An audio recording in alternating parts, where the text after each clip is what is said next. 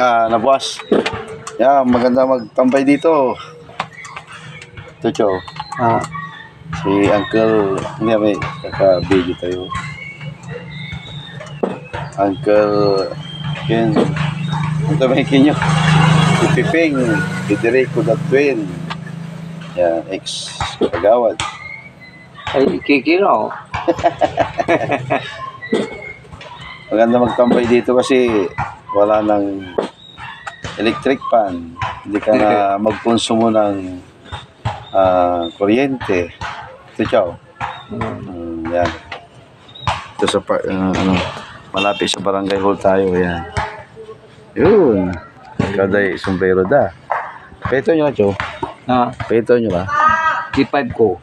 85. 85. Imagine, mandadalos kinin to. Ganyan to buhay. Ito sikreto ya. Masiba kayo Ken. Pising. Malapit tayo sa barangay hall. Ito yung covered court.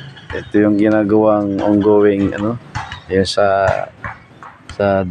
slope protection. Mayroong slope protection na ginagawa dito, yung flood control construction ng flood control dito sa likod. Pwedeng magtakbo-takbo dyan. Ito yung bahay ni Kuya John, rest house ni Kuya John. Kuya John, Tanod, barangay Tanod din. Yan, ito yung bahay niya. Ikot tayo. Yan. Tambayan dito. pag ayaw mong painitan sa bahay, dito kasi malamig dito. Yan. Store din siya. Ay, galing yan. Si Kuya John, hindi na initan. Ay, nagubad pala, kaya nainitan. Ito yung service ni Cho Piping, Okay, ikot tayo. Uy, ikot din.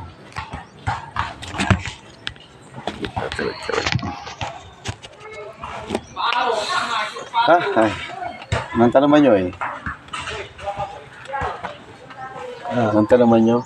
Nang tanam kaya? Hindi. Tanam na? Pagay? Hindi lang. Talong. Bili ka ng talong. Ano ba yung produkto nyo, Cho? Talon. May talong kayo. Talon. Wala. Ano ba yung tanim niya? May matanim silang talong. Okra. Kamatis, wala. Saluyot. No. Wala lang. Sitaw. Yan. Mag-drop by lang dito sa kanila. Fresh na gulay. Imagine 85 years old. Hindi natin alam kung mabo natin yung edad na ganyan. So, siyempre, sikreto dyan ay alagaan ng sarili. Alagaan ng sarili. Alagaan ng sarili. Alagaan na? Sarili niyo. No? Sarili, alaga. Kaya nga, kukinta na. Yan, medyo... Magkapos sa layag yun? Magkapos sa layag daw. Okay. Si Mapoy. Yan ang buhay sa probinsya. Drop by lang dito. Bye-bye mga kabarangay.